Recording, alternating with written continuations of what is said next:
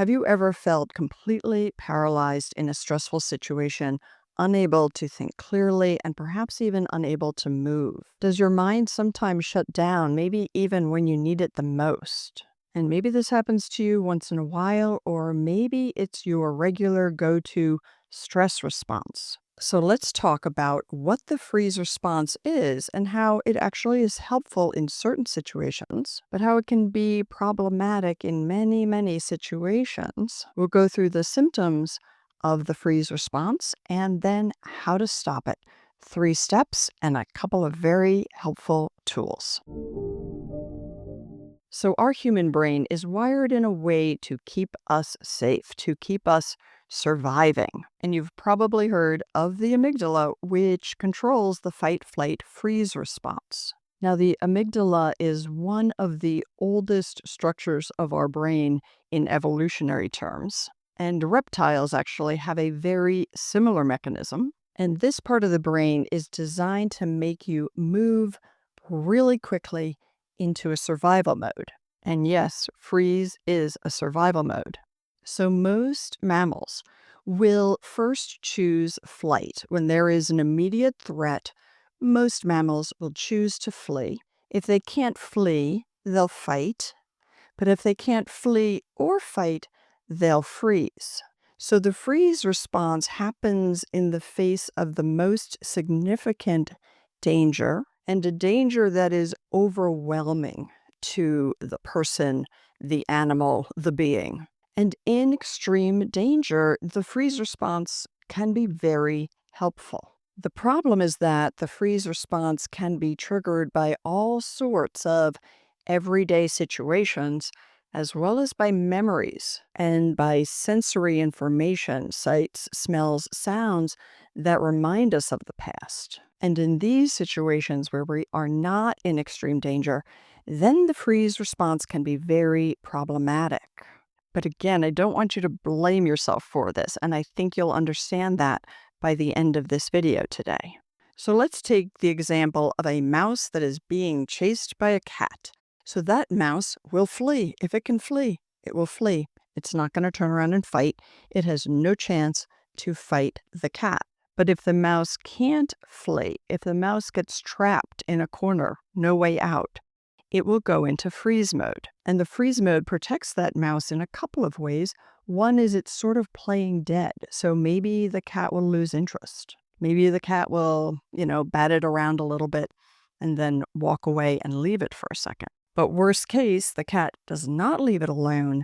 The freeze response also floods us, mammals, the mouse, with internal opiates. And these internal opiates numb you out to what's going on.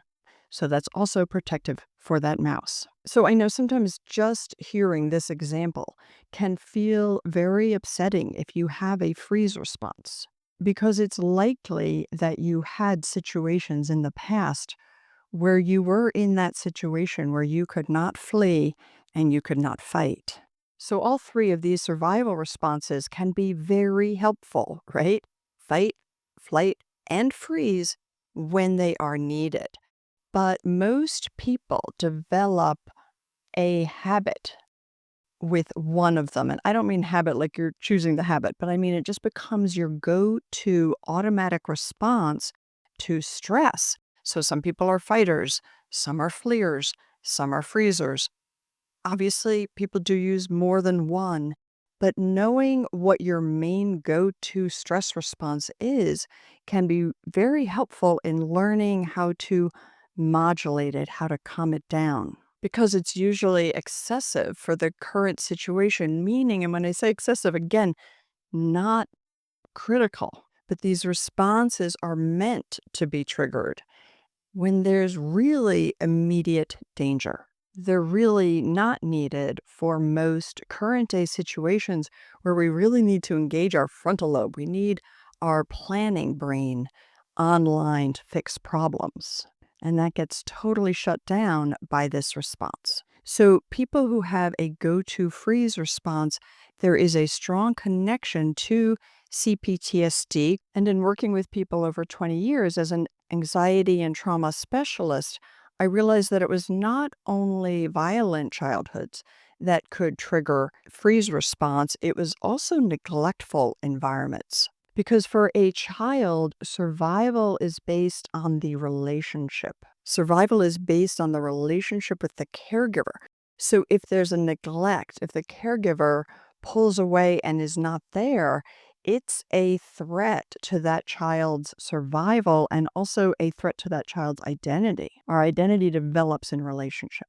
But either of those situations could cause a freeze response, which may have been perfectly adaptive and the best choice in childhood. So I really want to stress that. Children who freeze very often have to freeze.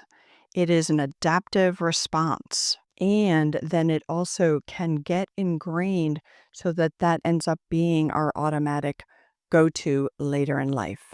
So let's talk about some of the symptoms of the freeze response. I'd say one of the most common is your mind just going blank, just sort of total shutdown. People would describe this to me if they were in a relationship with somebody who was a fighter. They'd say that they were getting into an argument, and as the argument heated up and their partner was sort of fighting with all sorts of logic and things to say, they would know they had really good things to say in return, but it would just disappear. So that's how I would know that their go-to mode was a freezer and they were in a partnership with a fighter. Very common, but it can cause these kind of problems when there's conflict. Feeling numb, feeling detached, feeling dissociated, these are all really chronic freeze symptoms. Feeling overwhelmed is sometimes a freeze response. You just feel so overwhelmed by everything in your life that you just, boom, shut down and do nothing. Excessive daydreaming can be a sign of dissociation and somebody who chronically freezes. And then the physical symptoms of a freeze response, in addition to that feeling numb, could be what's called tonic immobility, where you really can't even move your limbs, or a feeling of muscle heaviness. And then often fawning behaviors can come out of a freeze response. Fawning is where you basically ignore your own needs, ignore your own values to please the other. And I am going to come out with a longer video on the fawn response, but those behaviors can sometimes be very common for somebody who tends to freeze. Okay, so what do you do about this? How do you move to a place where your go-to response is no longer freezing? You can do it. So I'm going to give you 3 steps that are really kind of the groundwork, and then I'm going to give you a couple of tools that can begin to help. And this will take time and practice. Now, step number 1, I'm hoping that for most of you, this is already checked off. But step 1 is to make sure that your external environment is relatively safe. If you are living in an extremely unsafe environment, it will be very hard to shift how your very primitive brain is going to respond to this. And some of these responses, remember, are adaptive in the threat of danger, immediate danger. So if you aren't in a safe place in the US, you can call 211. It's anonymous. There's a lot of resources. The type of counseling would more be crisis counseling rather than therapy to help you get the resources to move into a place where your external environment is safe enough. And if your external environment is safe enough, I know many, many people who just simply don't feel safe internally. So the second step is to create an internal sense of being safe enough. And I also know that that term safe, just the term safe, can trigger people. Can trigger people into, no, never been safe, never will be safe, have never felt safe. But you can work towards it, and I will help you and give you some tools to do that. So that's step 2, is that internal sense of safety. Now, step 3 is to recognize your freeze response as an anxiety response, okay? For many, many people, the freeze response does not feel like an anxiety response. It feels numbed out.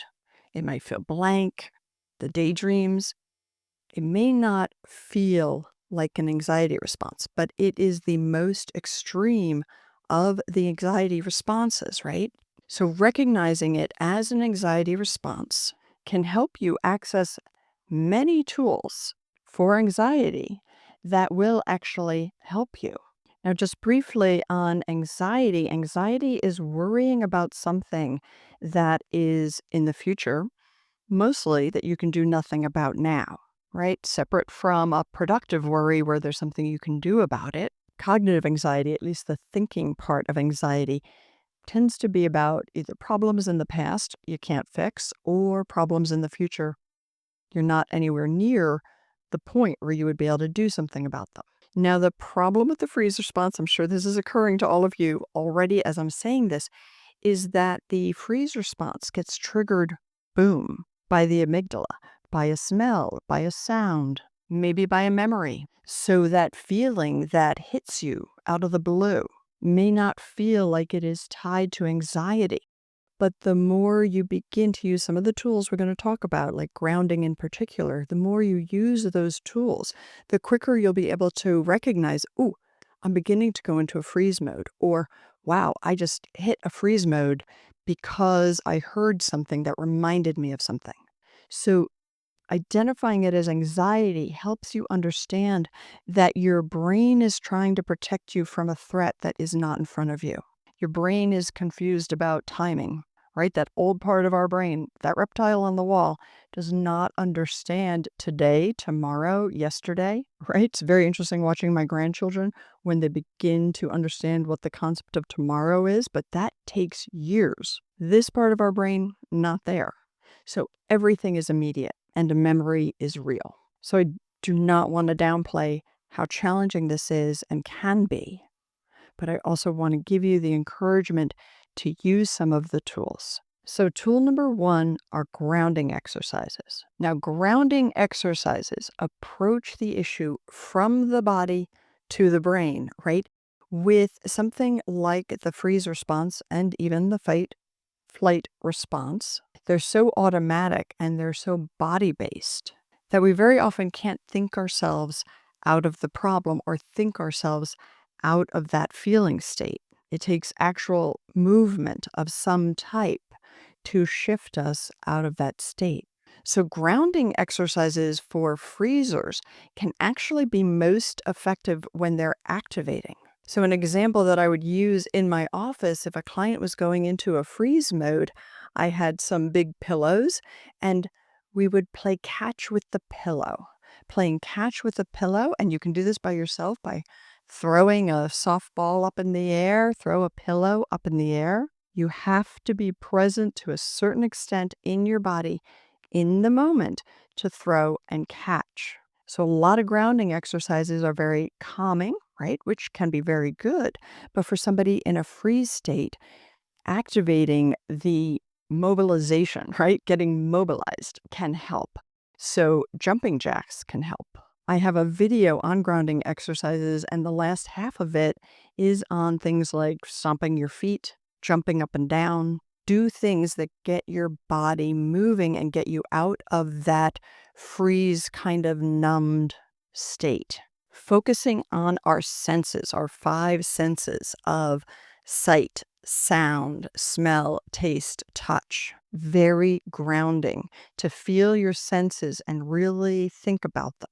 You have to be right here in this moment. Being right here in this moment and really being able to bring all your attention right here is how you will eventually begin to feel safe enough. And again, as soon as I said those words, many people are going to flip into a I don't feel safe mode, but really bringing it back to the moment. In fact, before I move on to the next suggestions, let's just do it for a moment. Just bring your attention right now to your feet on the floor. What do they feel like? If you're still feeling numb or if any of the video has triggered you, stomp your feet. Really feel your feet on the floor right now. Okay, so next set of exercises, mindfulness exercises. Pay attention when you're washing dishes. Really bring your feeling into the moment of the warm water, the soap, everything that is happening right now, here at this moment in actual reality. Mindful walks, you really can bring mindfulness into any daily activity. And so actually, while I'm on this topic, I do want to mention that I have a free mini series on YouTube. I can link it here. And it starts with diaphragmatic breathing, both the benefits of it and how to do it correctly. And then it moves on to grounding exercises, and then it moves on to a safe place exercise. And I recommend that you work with the first video for about a week, then move to the second one, then move to the third. And if you freeze a lot and you feel like diaphragmatic breathing not so good for you, start with the grounding exercises. Then after you've done them regularly, move to the diaphragmatic breathing. And then after a few weeks, try the safe place exercise. These techniques all need to be practiced when you're not triggered, when you're not in the middle of a panic mode, when you're not in a very stressful situation. They need to be practiced regularly, like a few times a day on a regular basis. And then over time, they get built into your muscle memory. Your muscle memory gets stronger for how to ground, how to be mindfully present. And that's what's really going to help you long term get over the freeze response. And then tool number 3 is therapy. If you can access a good therapist, I did EMDR. I found it really, really effective, particularly with people who had PTSD, chronic PTSD, people who froze, high anxiety. If you can access a good therapist who has a somatic focus, that's great. EMDR, I recommend. But gaining the support, encouragement, and validation that you may not have had when you were young, really, really helpful. All right, so comment below. Let me know if this was helpful. Let me know if you have any questions or comments. I'll show the mini series, that little 3-week series I have at the end again, so you can access that. And let me know how it goes. Okay, take care.